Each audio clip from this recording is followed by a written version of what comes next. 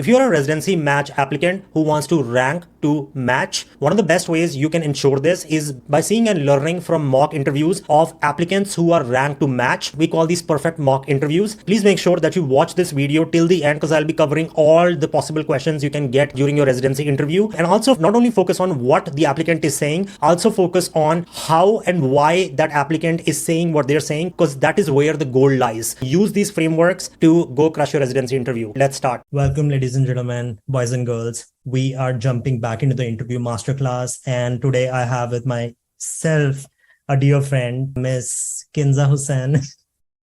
And she is an American medical student who's familiar with the whole interview process of like during residency and med school. So she will be answering every question I throw at her. And I think you can learn from like the way she answers questions because I think they're going to be really polished. So anyways, Kinza, would you want to say anything in the starting? Hi, everyone. Thank you, Manik, for interviewing me. I'm excited to be here. Okay. So you are applying to which specialty, by the way? I'll be applying for general psychiatry. Okay. So all the questions will be attuned to that. So please bear in mind, you can change it to whatever specialty you like to. Just learn from her. Don't copy her because, you know, if everybody copies her, then you're going to end up in trouble. So please don't do that.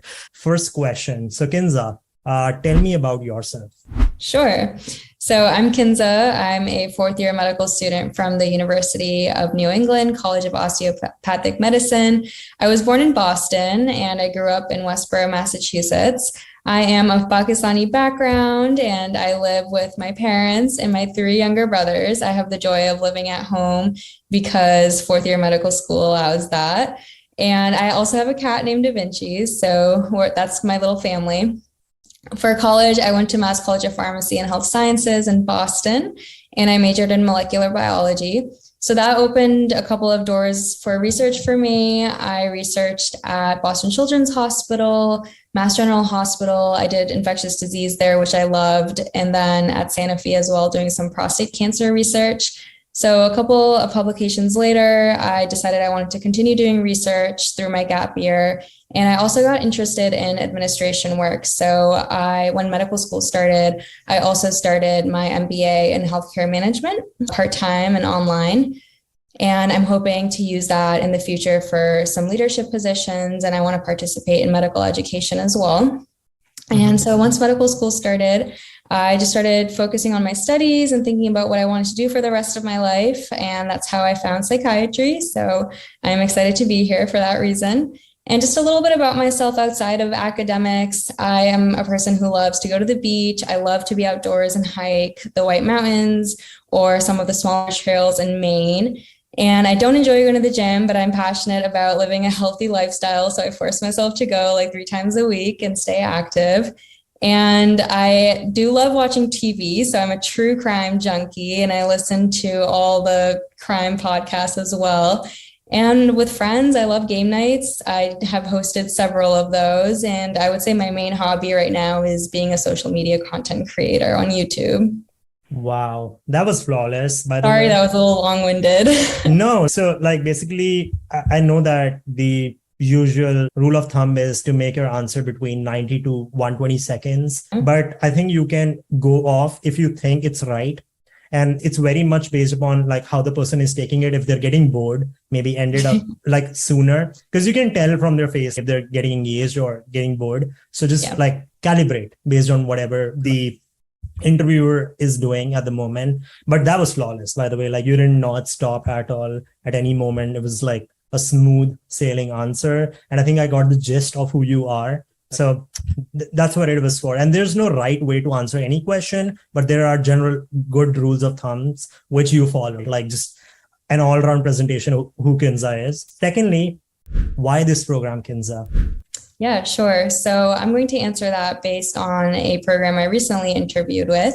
I would like to attend your program for several reasons. The first reason being it's actually a new program and I'm attracted to that because I have rotated at other new programs before and I absolutely love the one-to-one attention that not only the residents get, but also the faculty. So it creates like a wonderful, very unique relationship between the residents and who they're working with. And I feel like that creates a really comfortable and healthy learning environment. And I've also spoken to some of your residents and they commend that. They say that they love working with their attendings, that it's a very supportive environment, and that the faculty is actually really receptive to hearing feedback, which I think is wonderful for a new program. So the residents get to grow along with the program and mold it into something perfect for the incoming residents. So that would be my first reason. Another reason is location. I definitely applied geographically because I think being close to family and friends is really important during residency. So being from Massachusetts, your program's a couple of hours away, but it's still within driving distance. And I have some friends and family also in the surrounding area in New York. So that would be exciting for me to see them more often. And I like that your program's not in the city. It's outside of the city. And I'm from Maine. Like for the past 3 years, I've been in Maine and I've had such a growing love for nature, hiking, going to the beach and such. So I find a lot of joy doing those activities, and I can do those at your residency program. And then when I feel like I need a trip to the city, it's only an hour away and I can go to the city. So that would be another reason. And I would say another big reason that stands out, without making this too long-winded, is you have so many different programs at your hospital. There is room to explore forensics. There is room to explore geriatrics, child and adolescent psychiatry, even addiction medicine, which is not the case for all other programs. So for someone who isn't 100% sure which fellowship she's going to pursue, I feel really confident knowing that I'll get experience in every single one, and that will help me be a better psychiatrist for my future patients. That was on point. I like that answer. And not feedback per se on you, just adding it for the audience. I think the way you can frame this answer is pick up on the basic general principles of how she answered it and try to insert points on the program's website and what you really know about the program. Basically, if there's something special about them, please do insert it, any kind of academic, because you're not trying to always have fun. You are also here for learning. So please insert any points about the didactics or what kind of a teaching experience or clinical experience is going to be. So why psychiatric? So during my third year rotation, I got the pleasure of seeing so many different specialties, but psychiatry really stood out to me because it was a lot more about mental health and stuff that you couldn't actually see or feel. It wasn't a broken arm that I was dealing with. It wasn't a gallbladder I was dealing with in surgery. It was mental health, and those things aren't tangible. And I really enjoyed that aspect, like the gray area of that when it came to also treating these patients. There was never a right or wrong answer. There was never a medication that we knew would definitely help that patient. So it was always trial and error with that patient and a trustworthy relationship so that you could work together for your treatment plan. And I felt that with empathy, these patients also were really receptive to that, and it helped their treatment, whereas maybe empathy in a different specialty wouldn't go as far long of a way. So I enjoyed that, and I also really love therapy. I have a personal experience with that where I feel like it has really improved not only my life, but also a family member's life who has struggled with addiction most of their lives. And helping that family member and advocating for their mental health has really helped increase mental health awareness in my family. And I'm of Pakistani background, and in our culture, it's not talked about as much. So as I learned more during my third year, I was able to implement that into my own family and advocate for psychiatric treatment for my family member. And I get to see them now get better with that type of treatment. So I have a huge motivation to go into this field, to be a person who is Asian and increase that Asian mental health awareness in our community. And I would like to use my vast platform online to start making videos and content geared towards increasing education in psychiatry, mental health. I've been seeing a lot of misinformation being spread around on the internet, for example, about ADHD and ADHD medications and what it looks like. And I think it's really important to have educated people on the platform sharing with the public what it really is, so that people can help not only their friends and families, but also themselves. So that was great. The only fact that I can add to this is read books about your certain specialty. Psych has so many books. surgery has so many books written by doctors, and try to dive deep down into their reasons. That kind of reflects into your own reasons that why you got into that specialty and why you like that specialty, even though you can't put that into words. So I think that was great. What are your future goals? Sure. So my future goals are to join a residency program in general psychiatry. I do have hopes of potentially pursuing a fellowship as well. Right now, I'm thinking either forensic psychiatry or child and adolescent psychiatry. I didn't know I would like working with kids as much as I liked it in my last rotation, and I was only with them for a week, and I found myself wanting more time. So I want to explore that a little bit more. And after residency and a fellowship, I see myself working in a hospital in an acute inpatient setting. And I have been thinking about maybe also part-time working in an outpatient setting at a clinic and doing psychotherapy, since I'm such a strong believer in that. And then even looking further down the future, I do have hopes of opening my own practice one day and calling it a place of my own and have my own patients at that practice. But that's a lot farther down the line. Yeah. So a few pointers. It was great just so that the audience realizes what's going on. First of all, Kinza's talking through a smile, which is something that I really like, is you're smiling and you're talking, which I think a lot of people forget to do that. And that kind of gives a friendly vibe, which is great. And you have great eye contact. That really goes along with the interview. And there's this seamless transition between different points. You're not thinking, okay, 1, 2, like you're not giving any big gaps. So that's going for a great interview. What are your greatest strengths, Kinza? That's a good question. So I would say that my greatest strength, one of them, is that I am adaptable to situations, to people, to places. I would say, I don't know how I gained the skill, but I really like working with people. So I think my adaptability with people first comes with enjoying working with them, enjoying building relationships and friendships with people. I feel like I really gained insight into this strength during my third year of medical school, when every 6 weeks we had to just change out of our rotation and kind of start all over again at a different place with different people, a whole different specialty.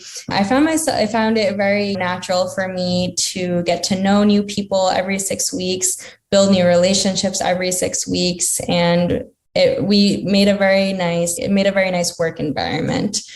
So I am confident that even moving forward, I'll be able to work with different teams during my residency program, work with my colleagues and my attendings, and I'm really looking forward to that.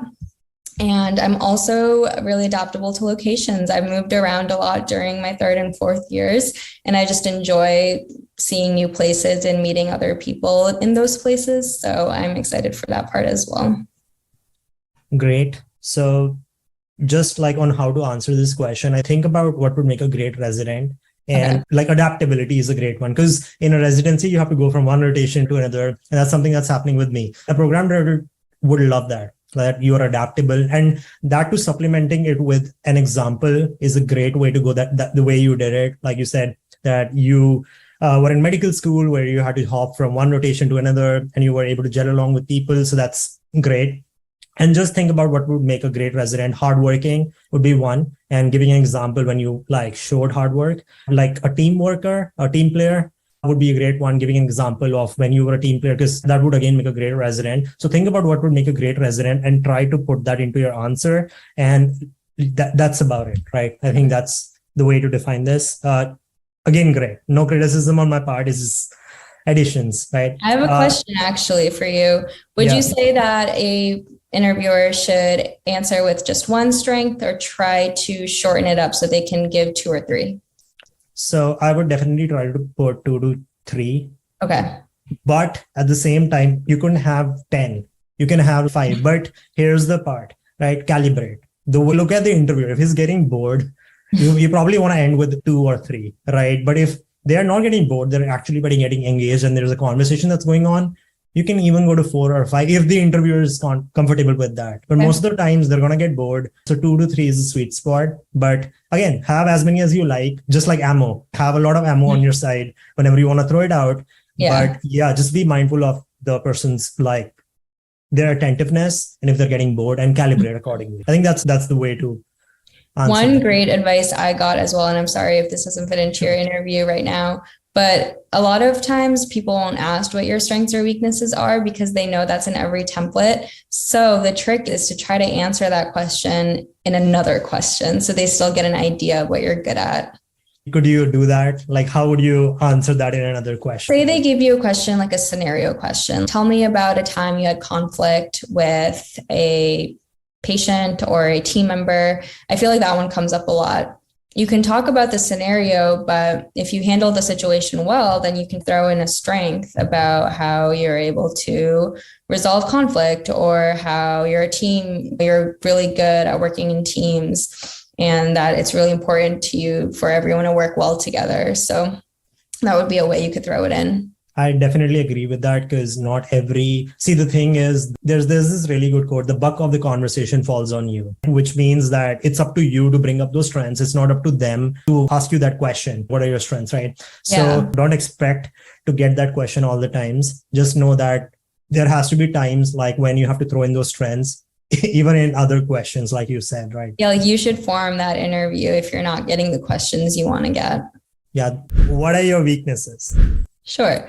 So I would say that one of my weaknesses is definitely that I am a people pleaser and I am working on this. So what I mean by people pleaser is that sometimes I will do things that I maybe don't want to do just to make other people happy, and it'll be at the cost of my own mental health. And I've definitely done that before in the past couple of years. And it was really taxing for me during medical school in such a very demanding place to also give my energy to doing things or pleasing people when I really didn't need to, or they really maybe didn't even need me. So I'm trying to work on that. I can't really give more specific answers other than small things like trying to attend to what my roommates may need of me, what my friends may need of me, support they may need that I may not be in the place to give to them, and doing it just to make others happy. And then at that cost, I don't have time for myself to unwind for the day and prepare for like the next day. And then I lose sleep over it. And then after losing sleep, I'm not eating well. And after I'm not eating well, it's like a domino effect. And then I'm not performing well on exams. And that's not good for medical school. You want to definitely be you want to prepare and perform as best as you can to learn the best that you can for your future patients. So I would say that I've worked on being a people pleaser, one, by doing just a lot of reflection on like, why am I doing certain things? And I journal a lot in order to reflect and really understand like, why did I say that? Why am I doing that? Did I really want to do that? How could I have done it differently? And again, I never want to be someone who offends others. So doing it in a mature way is really important. So I've improved my communication skills. I've definitely taken a few classes to do that and read a few books as well. So I would say that's how I'm working on it. I'm not perfect, but that would be my major weakness. So great answer. A few things that I want to point out. First of all, look at the weakness that you pointed. It's a good weakness, not a bad weakness. Because if you're a people pleaser, that's going to serve people good in the residency rather than anything such as like you're too aggressive, you're too arrogant or something like that, right? So it's a good weakness, right? It's, for example, there are two ways of saying the same thing. First of all, I'm not good with public speaking versus I'm very shy. You don't want to say I'm very shy because you can't be shy in front of patients. You can't be shy in front of people if you're a doctor, right? Mm-hmm. But public speaking is okay because you don't have to do freaking public speaking in residency, right? So it's a different way of saying it, but like the way you said it, I think was framed positively. And then secondly, you talked about how you were improving on it, which is another great point. And you talked about like you inserted very cleverly journaling as well as reading books, which you should do. I got that tip from you. Yeah, which is great because it could start another conversation about books. What have you been journaling about, or like books which other people wouldn't get a chance to do? But that was great. Just a few pointers so that people understand what's going on. Mm-hmm. So now we're going to shift to behavioral and situational questions, and she's going to be answering with examples. So the first one is, tell me about your most memorable patient. Sure. So I would say my most memorable patient would be patient X. I won't say her name. And I just had the pleasure of meeting her at my last rotation. And she was suffering from paranoid schizophrenia and psychosis. And the reason why I remember her so well is because every day when we interviewed her, she elaborated on the story of her life and what's happened in her life. And I think due to our bias, knowing her diagnosis, a lot of it is that may not be true. That might be her psychosis talking. But after 2 or 3 weeks of finally getting into contact with a family member, it took a while. I finally learned that a lot of her story was true. She only had 2 delusions out of the entire story she was telling us every day. And her 2 delusions were that she had heart cancer and that she had a son. But everything else, the story of how she went to college, how she didn't get along with her father, how she came home and XYZ happened, all of that was true. And I was mind boggled that, wow, you really don't know until you gain collateral, how false or true a statement could be. And if you don't gain collateral, then you don't know how to better treat them or help them. We don't want to be pushing medications thinking she's more psychotic today than she was yesterday, for example. So I would say she was very memorable for that reason. And the other reason also, she had her first psychotic break after, I think it was her junior year of college, and that's when she left. And she was just a smart, highly educated, independent woman before her psychotic break. And she had no history after gaining collateral before that of any mental health illnesses. She didn't have depression or anxiety. She had a little bit of insomnia when she was young, but that was about it. So that just spoke volumes to me. And it really affected me knowing someone around my age had gone through that. And it just made me really think how, if there was another patient like her before she went off to college, how could we have prevented it? What steps could we have taken? Maybe we could have paid more attention as primary care physicians about her family history, and that's because schizophrenia was in her family history. So maybe try to have her not undergo situations that may cause high stress. But those were just some kind of the things I was thinking about. And I would say that's why I remember her. Yeah, so that was a great answer. But yeah, nothing more to add to it. But everybody has a different memorable experience. But talking about what you learned from that experience is great. You learned something from it, as well as how did you add to that patient's experience could also be great. According to ACGM in 6 core competencies, right? You can insert anything like adaptability or medical knowledge or patient-based learning. So tell me about a time when you dealt with a difficult patient. So one patient that comes to mind, I wouldn't say that this was a difficult patient. I can't say that any of the patients I've personally worked with, I never thought any of them were difficult because I knew that they were all sick and that they were there for help. And the fact that they came to the emergency room to get help just spoke volumes to me. There was one patient who was elderly and he had schizophrenia as well. He had actually a late onset schizophrenia. And there was a question of Parkinson's and dementia as well on top of that due to some of his symptoms. So he was difficult in terms of trying to figure out the best treatment plan. We tried a few different antipsychotics, just first-line antipsychotics, and they were not working. So we had to ultimately put him on clozapine. And clozapine was working. So we monitored him every week, his CBC. And then it was hard to figure out if his side effects were due to the clozapine or if it was due to his Parkinson's. And we couldn't do that without taking him off his medications, which we didn't want to do because we were trying to get him to get better so we could send him home. So I think his treatment plan was just a little bit complicated. And due to one of the side effects can be difficulty talking, and he had a lot of mumbling and a lot of drool. So you really had to sit there and spend time with this patient to understand him. And you have to talk to them to know if they're doing better that day. So I always, as a medical student, you have more time. So I took advantage of that and built a bond. I would always go back to the floor after rounds to talk to him more and try to really understand what is he saying. And because I spent more time with him, I was able to help during rounds every morning when we were trying to get through patient meetings as quickly as possible to be this is what he's saying. I can understand him. And yes, today he actually is doing better. So we can start working on a discharge plan.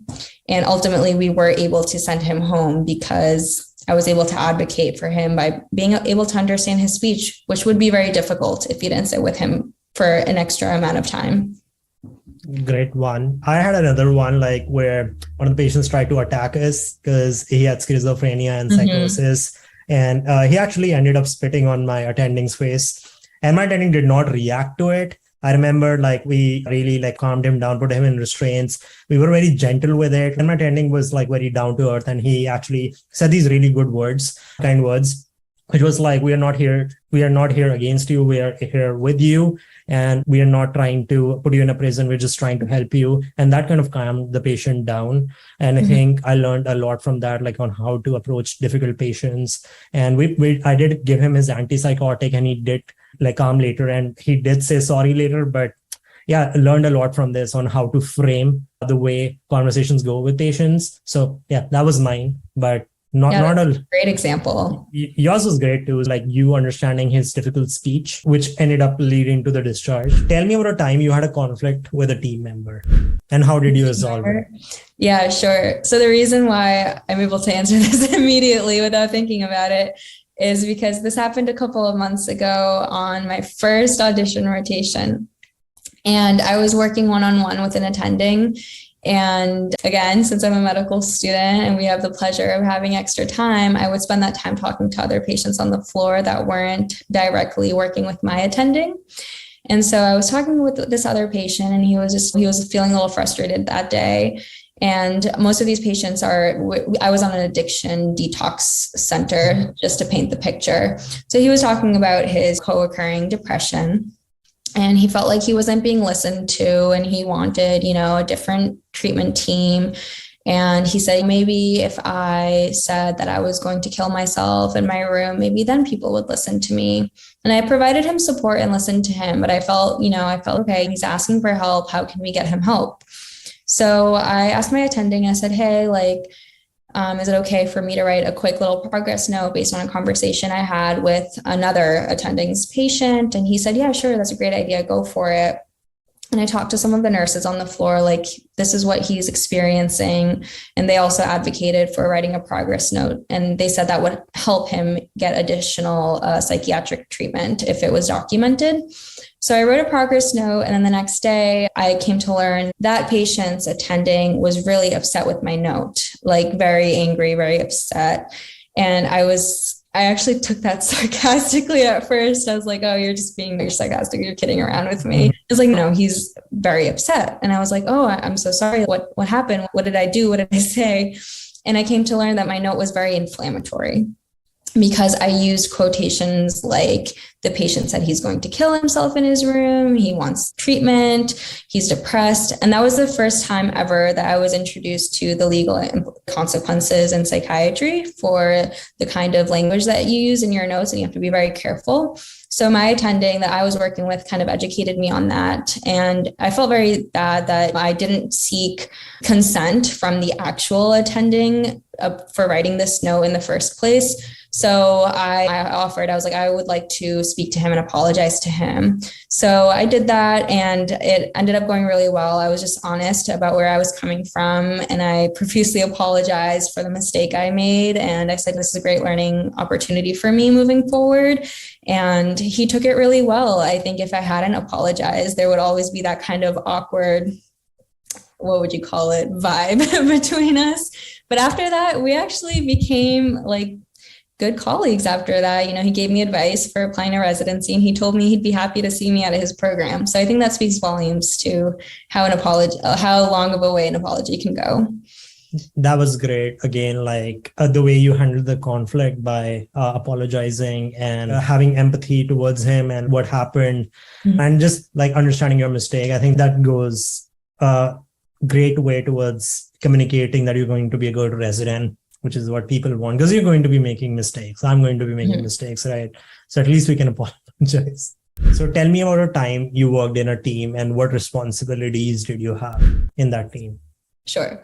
I've worked in so many different teams. Part of a research team, some responsibilities I had was my day-to-day lab responsibilities, working in a bench lab, doing experiments like ELISAs, different assays, cell culture. I would say I've also helped write 2 different papers. So I've helped with not just the writing part, but also the editing part.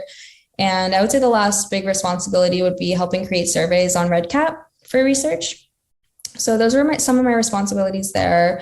On other teams in school, for example, I was always part of like student government, orientation leader, and I played different roles like secretary or treasurer. So I would always be on the communication side, responding to emails, taking notes for meetings. And more recently, I was also medical chair for a small community organization called Apex Youth Connection. And we work with little younger kids in our community who come from like low income families, and we help them just prepare for the world. We hold seminars about getting jobs, job skills they should have. And for me as medical chair, I actually talked a lot about lifestyle. I heard that these kids were drinking Monster and staying up until 3, 4 a.m. playing video games. And I was like, oh my God, you're like 12 and that's poison for you. So we need to talk about that. So I did a quick little fun seminar about like how these energy drinks are not good for you and maybe what they can do alternatively if they're not going to quit right away. And just talking about what these things can do to you long term. And right now they're kids, so they're not going to really understand or see it. But I tried to put it in context for them. So those are some of the roles that I've played more recently outside of my roles at Rotations. That was great because a lot of people, what they would do is they would again inject the role of a medical student back into the conversation, which would make it boring, but you actually took it in a different route. I was about to do that. I was going to be like, so during my rotations, but I was like, they probably that'd be great too. Yeah, because you've already told me everything, right? Like a lot of that regarding your audition rotation. Yeah, I would agree. The conflict got resolved, hopefully. All right. Yeah, that was great. And I loved like how you went from one response, you didn't just focus on one responsibility, but on how you played different parts in different teams. And I think that just goes, again, it's a good thing towards residency because you can be like the team leader at one time and then you can be a follower at the same time, which is again like a great interplay because we do have people in residency sometimes who don't want to play the follower, who just want to be the team leader all the time. So that was great, by the way. Yeah, that's a great point. I would have never thought of it that way. Yeah. So tell me about a difficult obstacle you had to overcome in your life. There have been several. I could write a book on it. Yeah. Okay, let's see. I'm going to give you two answers. The first answer I'll give you was my step one obstacle, which I'm sure a lot of students talk about. That's why I have another one I'd like to talk about. But I performed below average on step one, and I was devastated because I thought I prepared so well for that exam. I studied so hard that it actually ruined my mental health, and that was probably the first mistake I made. I did all the Anki decks I could find, which was probably the second mistake I made. I used way too many resources, and that's me reflecting back after the fact on maybe why that exam didn't go so well. And I think that how much it hurt my mental health was probably the biggest thing. I thought I was doing the right things. I was going to the gym every 2 days, and I was like, yeah, that's fine. I'm taking care of my mental health. But I was listening to Golgian lectures while I was at the gym. So I was like feeding my brain step one material while I'm at the gym. So it wasn't a real break. And after all that reflection, I had to build up a lot of courage to change my habits to study for step two. I quit Anki. I decided, I know I've been using this resource for 2 years now, but I don't think it's working for me for standardized exams like it did for my school exams, because I'm not the type of person that can like strictly do the same thing every single day. So I struggle to do those Anki cards every day. And I also lost the context. And if you don't know what Anki is, it's just a flashcard system. Doing flashcards, I lost the story of like how you get heart failure, what happens, like the physiology. I was just memorizing facts. So I had to go a few steps back and I relearned the physiology. I watched a lot of YouTube videos. I used my books to really understand like the heart, because that was my toughest subject. And after I understood like how a normal heart works, I was like, okay, now let's learn the pathology. And the other big thing I changed was I was like, fine, everyone says just do you world practice questions. I'm just going to do that. And that was the other thing I changed. I was like, I'm just going to force myself to do the questions every day instead of telling myself I need to do content review first. I was like, I'm going to just do the questions and use that as content review. And that really worked for me. And I was able to improve my score by 19 points, which was big for me. Okay. Yeah. A few points. Again, one of the best things you did in this answer is you addressed a weakness in your application, which they might not even have asked you about, because the other weakness was you were a people pleaser, remember? So here the weakness was like, according to the system, I don't say it's a real weakness. I'm just saying the step scores are looked at, but you addressed it really well, that what really happened, and actually showed reflection, that you are a person who can reflect, which was great, and that you had initiative to improve on it. And you actually re-emphasized that, right? Like your scores, how you actually got 20 points ahead of your step one score, which is great, right? Because remember that these people are like, the interviews are looking at thousands of applications. They don't remember every detail. So you have to keep bringing your application points in front and address your weaknesses if possible, which I thought was great. Yeah, I misdid the math, like real miscalculated it. 29 points is how much I increased it by. Wow, Kinza. So you need a maths class too. I'm just kidding. 29 points. That's a big improvement. So I think like just emphasizing that is great. Tell me about a time your integrity was tested. So in college, I took a lot of science courses with my best friend. And as best friends, we sat next to each other. And one thing I struggled with was science was like a stronger subject for me. So I performed well in my exams. And my best friend struggled a little bit more in those classes. So she actually asked some help during exams, as in like she wanted to cheat off of me during the exams. And I will say the first time I was taken aback and I let it happen. And that was a mistake on my part. But moving forward, I really didn't feel good about it. And I had to tell her like, hey, I don't really feel comfortable with this. I'm just so scared that we're going to get caught and that'll be bad for both of us. So let me just help you. Like, let's just study together for the exam instead. And we'll probably get the same grades. So I did that moving forward. I would say that's how my integrity was tested in college. Wow. At least, see, the point is you might like, there are going to be questions you're never going to have the perfect answer for, but like just trying to improvise goes a lot way. It's a good thing. I like the answer. I think another scenario you can put in is probably something clinical, if possible, maybe regarding like some kind of medicine. I don't have any, but if you have any like integrity based scenario in medicine, I think that'd be great too. If you can add, like, because this question does get asked. So just be careful, right? Okay. Yeah. Tell me about a time you had a difficult ethical decision to make. So one moment that comes to mind is probably the first time I saw a patient get blue papered, which in Maine means that they have to stay there at the inpatient psychiatric facility against their will. I was like really taken aback by that. So this patient came in and she was manic, and that's why she was hospitalized. She was running around outside in the street in heavy traffic, so it was very unsafe, and that's how she came to us.